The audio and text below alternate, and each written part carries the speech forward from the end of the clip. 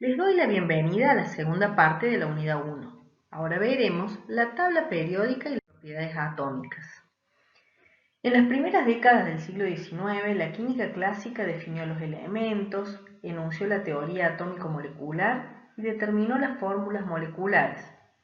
Su desarrollo adquirió un renovado impulso cuando Mendeleev descubre la periodicidad de los elementos y sus compuestos. Con la tabla periódica se pone de manifiesto el orden imperante en la naturaleza. Aunque cada elemento posee propiedades específicas, entre algunos de ellos se observan notables semejanzas.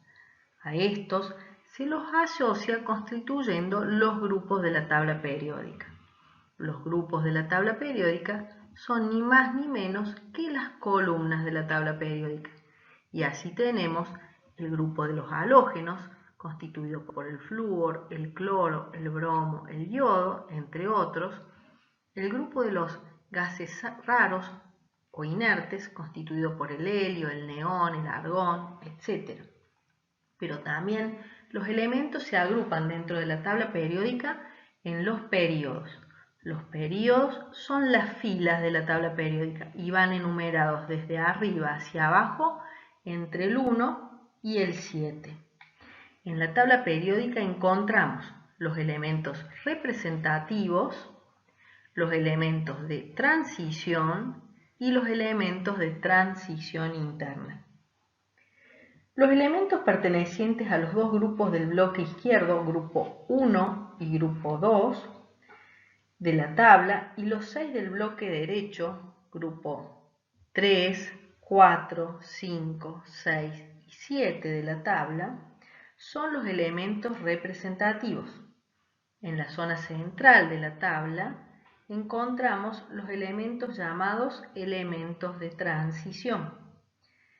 En el 60 periodo, fila 60 de la tabla, encontramos los llamados elementos de transición interna, lantánidos, y a partir del periodo 70, fila 70 de la tabla, encontramos los actínidos. Los lantánidos comienzan con el lantano y los actínidos con el actinio. Tanto los lantánidos como los actínidos se conocen como elementos de transición interna. A su vez, en la tabla periódica podemos reconocer los caracteres metálicos de los elementos.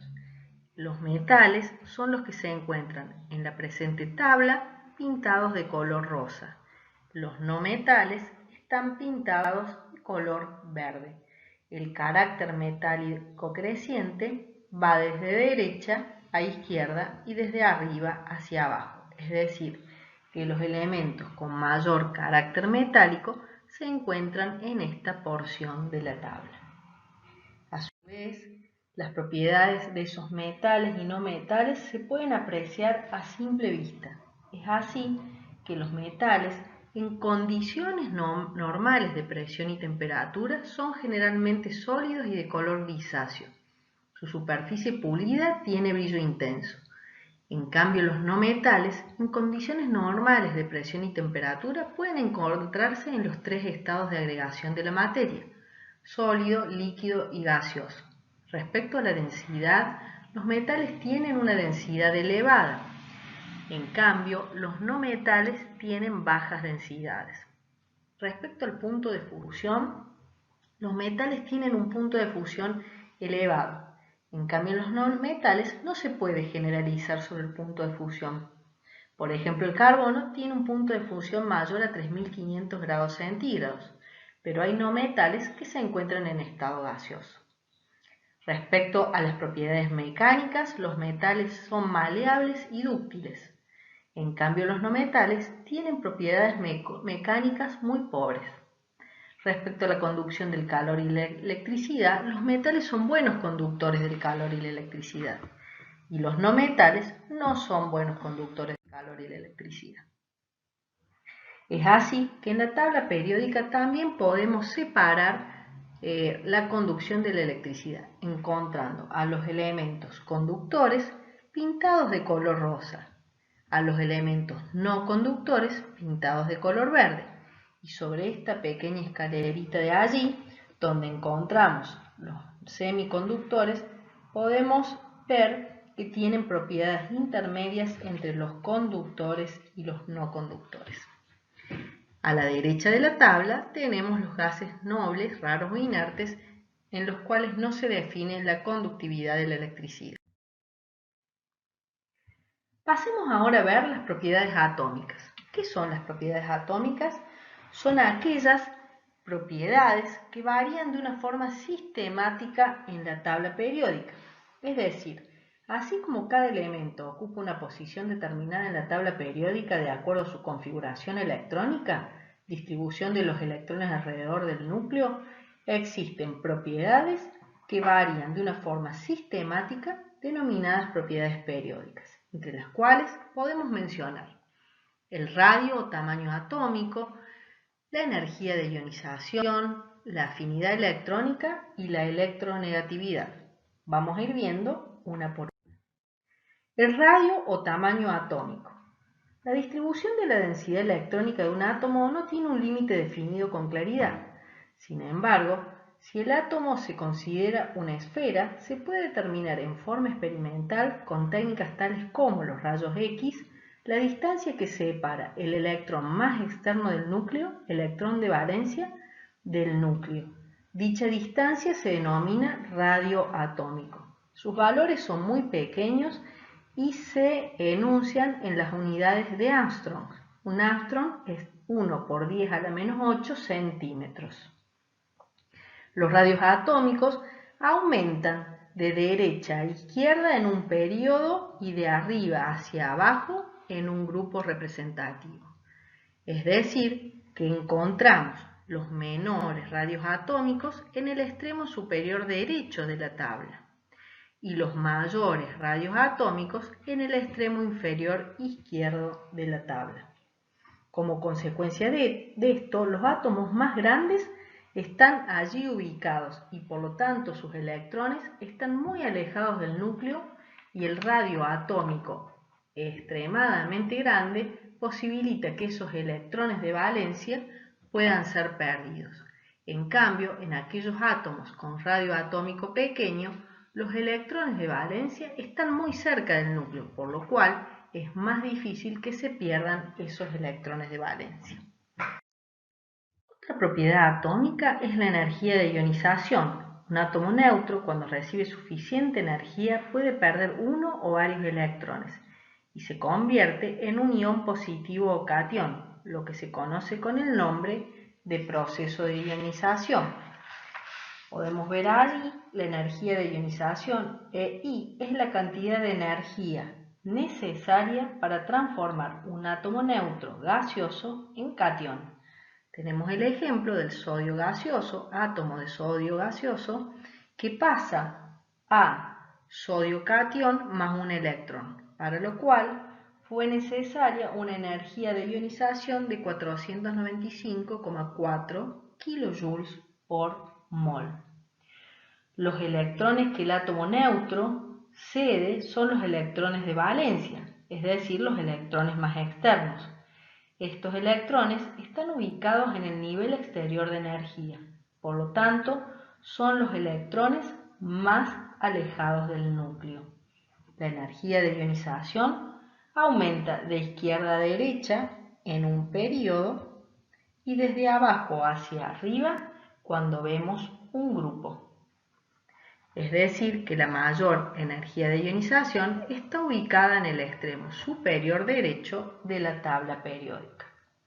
Analicemos ahora la afinidad electrónica, que se define como la energía intercambiada cuando un átomo neutro, gaseoso y en su estado fundamental capta un electrón y se convierte en un ion mononegativo o anión, es decir, con una carga negativa.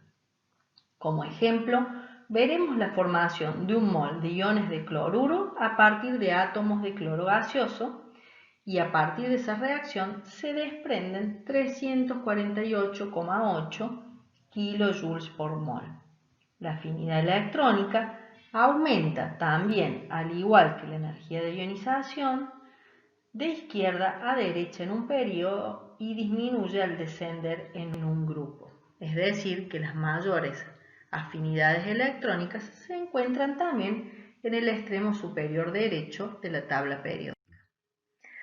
Por último, la electronegatividad de un elemento es el número que expresa la capacidad de un átomo neutro para ceder o para atraer electrones. Está relacionada con su correspondiente energía de ionización y su afinidad electrónica. La electronegatividad aumenta de izquierda a derecha en un periodo y de abajo hacia arriba en un grupo representativo. Los metales, principalmente en el ángulo inferior izquierdo, son poco electronegativos. Los no metales, que se encuentran en el ángulo superior derecho, son fuertemente electronegativos. Por último, analizaremos los números o estados de oxidación. Una regla práctica para asignar los números o estados de oxidación tiene que ver con conocer a qué grupo pertenece el elemento. Los números de oxidación son números algebraicos. La cifra siempre va a estar acompañada por un signo positivo o negativo asignado a los átomos, ya sea libres o combinados, de acuerdo con reglas convencionales. Se relaciona siempre a la electronegatividad de los elementos con el número de grupo. Los elementos del grupo 1, 2 y 3, su número de oxidación es el número del grupo. Para los grupos 4, 5, 6 y 7 de la tabla periódica, el mayor número de oxidación de ese elemento corresponde al número de grupo. El menor número de oxidación de ese elemento corresponde al número de grupo, restándole 8. Los números intermedios, si los hubiera, hay que aprendérselos de memoria. Las reglas para asignar o calcular los números de oxidación nos dicen que para una molécula de una sustancia simple, el número de oxidación del elemento es 0. Por ejemplo, para el nitrógeno gaseoso, el oxígeno gaseoso, el sodio elemental o el hidrógeno gaseoso, su estado de oxidación es 0. Para el hidrógeno siempre es más 1. Por ejemplo, en el fluorhídrico. Hay una excepción que corresponde a los hidruros metálicos, donde el estado de oxidación del hidrógeno es menos 1. Por ejemplo, en el hidruro de sodio, en el hidruro de calcio, en el hidruro de litio. Para el oxígeno, el estado de oxidación siempre es menos 2 en los óxidos, salvo en los peróxidos, por ejemplo, el peróxido de hidrógeno o agua oxigenada. En ese caso, el estado de oxidación del oxígeno es menos 1. Para los iones monoatómicos, el estado de oxidación coincide con la carga. Para el calcio más 2, para el sodio es más 1. Y para la molécula de cualquier compuesto, la suma algebraica de los números de oxidación de sus átomos componentes va a ser igual a 0. Antes de seguir incorporando nuevos conocimientos, te recomiendo hacer algunos ejercicios.